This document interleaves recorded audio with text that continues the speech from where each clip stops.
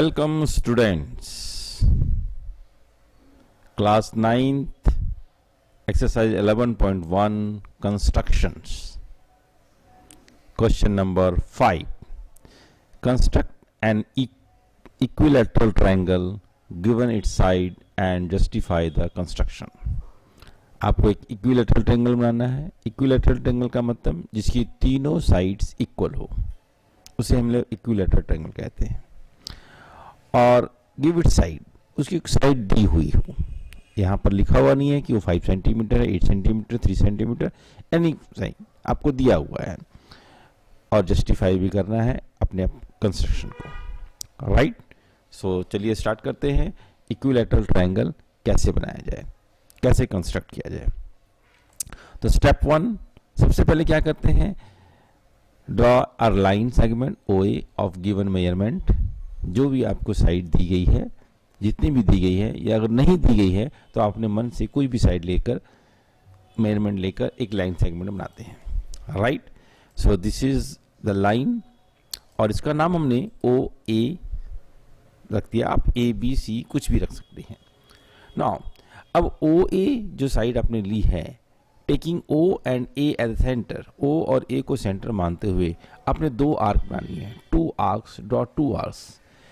वो जो 2 आर्क्स बनेगी वो सेम रेडियस की होगी और इक्वल्स टू OA होगी. यानी कि जितना आपने OA बनाया है उतने ही साइड्स, उतने ही आर्क लेकर आपने 2 आर्क बनाने हैं O और A को सेंटर मानते हुए. और दोनों कहीं ना कहीं कटेंगे, इंटरसेक्ट होंगे. जहां भी इंटरसेक्ट होंगे उसे हम C कहेंगे. देखिए जरा कैसे आपने ये साइड आपने OA पहले कंपास के द्वारा नाप ली. ये जितनी भी है उतनी पूरी नाप ली. करेक्ट. इतना नापने के बाद आपने O को सेंटर और A को सेंटर मानते हुए पहले A को सेंटर माना और आपने एक आर्क यहाँ बना दिया. राइट, फिर आपने O को सेंटर माना और एक आर्क यहाँ बना दिया. रेडियस वही रहेगी सेम जो आपने पहले नापी थी. राइट, अब ये कहीं ना कहीं इंटरसेक्ट हो गए. जहां पर इंटरसेक्ट हुए उसे हमने C का नाम दे दिया. तो step 2 very much clear. Now step 3 कहता है कि आपने इनको ज्वाइन करना है, OC को और AC को. It's very simple, very easy and done. आपने देखा कि आपके पास OAC एक ट्रायंगल बन गया. सो स्टेप 4 में हम लिखते हैं कि OAC is the required triangle. और ये जो OAC है यही रिक्वायर्ड ट्रायंगल है. तो मैं समझता हूँ कि इट्स वेरी सो इजी कि बहुत आसान तरीके से आपने इसको 3 स्टेप्स में ही बना लिया. तो OAC एक जो इक्विलैटरल ट्रायंगल बनेगा जो कि आपको कहा गया है. अब इसे जस्टिफाई करना है. लेकिन जस्टिफाई करने से पहले हम यहाँ देखते हैं कि ये जो इक्विलैटरल ट्रायंगल बना है वाकई इक्विलैटरल है. तो इसे हम मेजरमेंट करके देख लेते हैं. क्योंकि जब भी कोई इक्विलैटरल ट्रायंगल बनेगा तो उसके तीनों एंगल्स जो होंगे वो 60 डिग्री ईच होंगे. क्योंकि तीनों का जो किसी भी ट्रायंगल के सभी जो साइड्स होते हैं, सभी एंगल्स जो होते हैं सॉरी, उसे हम टोटल करें तो 180 होता है. तो angle A, angle O, angle C सभी 60 डिग्री की ही होंगे. तो इसे अगर हम नाप के देखें अपने प्रोटेक्टर से तो बिल्कुल क्लियर 60 एंगल दिखाई पड़ रहा है हमें. तो ये 60 डिग्री एंगल होगा. ये नापने के लिए है, कंस्ट्रक्ट करने के लिए नहीं है. अगर हम यहाँ पे नाप कर देखें तो ये भी 60 डिग्री बन रहा है, तो ये भी 60. अगर हम C के एंगल को नाप कर देखें तो ये भी 60 डिग्री बन रहा है. तो इस प्रकार से तीनों 60 डिग्री हैं. इक्विलैटरल ट्रायंगल में तीनों एंगल्स जो हैं वो 60 डिग्री भी होने ही चाहिए. Now OAC is now a equilateral triangle. Clear है. नाउ अब जस्टिफाई इसके हम देखते हैं कि जस्टिफाई कैसे किया जाए. तो जस्टिफाई करें. जस्टिफाई करने से पहले justification in OAC. Right, and puzzle is super 30 part 2 puzzle. ये आपको एक इमेज दी गई है, ये इक्वेशन दिया गया है, एक स्टेटमेंट दी गई है. 2 की power 2, the power 2 and finally to the power 0. इसकी वैल्यू क्या होगी. यानी कि 2 4 बार लिखा गया है, एक दूसरे के ऊपर पावर है और फाइनली सभी के ऊपर में टॉप पे 2 की पावर 0 है. So 2 to the power 2, 2 to the power 2 and 2 to the power 2 again and 2 to the power 0 equal to what. This is the question.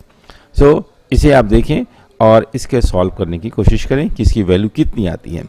और जस्टिफिकेशन के बाद हम इसका आंसर आपको बताएंगे. सो जस्टिफिकेशन देखते हैं. सो कैलकुलेट द वैल्यू. राइट, तो जस्टिफिकेशन में हमने देखा दिस इज कंस्ट्रक्शन, हमने जो 60 डिग्री एंगल बना लिए हैं, दिस इज इक्विलैटरल एंगल जो हमें दिया गया था। Justification is very simple. आप देख रहे हैं कि यहाँ पर जस्टिफिकेशन जो की गई इन ट्राइंगल ओ ए सी में, जो ओ ए है वो ए सी के बराबर है कंस्ट्रक्शन के द्वारा, क्योंकि हमने आर्क सेम ली थी। So O A is equal to A C and again O C equal to A C, और ओ सी भी जो है सेम आर्क से बनी है, सेम रेडियस से बनी है, तो ये भी हम कह सकते हैं कि ओ सी भी जो है वो ए सी के बराबर है। तो इसका अर्थ ये हुआ कि ओ ए जो है वो ए सी के बराबर और ए सी जो है वो ओ सी के बराबर, सॉरी, तो तीनों साइड्स आपस में बराबर होते हैं। Hence O A equal to A C equal to O C. तो इस प्रकार हम कह सकते हैं therefore triangle O A C is an equilateral triangle. So very much clear, very easy. जैसे कंस्ट्रक्शन भी बहुत ही आसान था इसका और जस्टिफिकेशन भी बहुत इजी है। Thank you very much. जाने से पहले आपको आपका पजल का आंसर, पजल दिया गया था आपको सुपर 30 पार्ट 2 में कि ये जो इसकी वैल्यू कैलकुलेट करनी है। तो कैलकुलेट करने से ये आप देखें इसका आंसर क्या होगा, सभी ने होपफुली कर लिया होगा। इसका आंसर है 16। कैसे हुआ 16? हम जानते हैं पावर ऑफ 0 मीन्स 1, यानी किसी भी संख्या की पावर अगर 0 है उसका अर्थ ये 1 होगा। x की पावर 0 का मतलब भी 1 होगा, a की पावर 0 का मतलब भी 1 है, तो 2 की पावर 0 का मतलब भी 1 है। सो फर्स्ट हम देखते हैं 2 की पावर 0। 2 की पावर 0 कितनी होगी? 1। अब 2 की पावर 0 की जगह पर 1 हम बिठा देते हैं, यानी कि हमारा स्टेटमेंट जो है अब ये रह गया 2 की पावर 2 एंड 1। 2 की पावर 0 बन गई। अब यहाँ पर देखें टॉप के ऊपर वाले पावर को 2 की पावर 1 का मतलब क्या होता है? 2 की पावर 1 का मतलब 2, राइट। अब इसकी वैल्यू यहाँ बिठा लेते हैं। अब यहाँ बिठाने के बाद हमारे पास रिजल्ट क्या बना? 2 की पावर 2 की पावर 2। अब ऊपर की जो नाव ये जो है 2 की पावर 2, इसे हमने कैलकुलेट कर लिया। तो 2 की पावर 2 का मतलब 4। अब फाइनली क्या हुआ? 2 की पावर 4 हमारे पास बच गया। तो 2 की पावर 4 को अगर हम कैलकुलेट कर लें तो 2 multiply 2 multiply 2 multiply 2 equal to 16। So 16 is the right answer, correct. Hopefully ये तो सभी ने किया होगा, जिसने नहीं किया वो इसे वेरी इजीली देख सकते हैं, right. Thank you very much.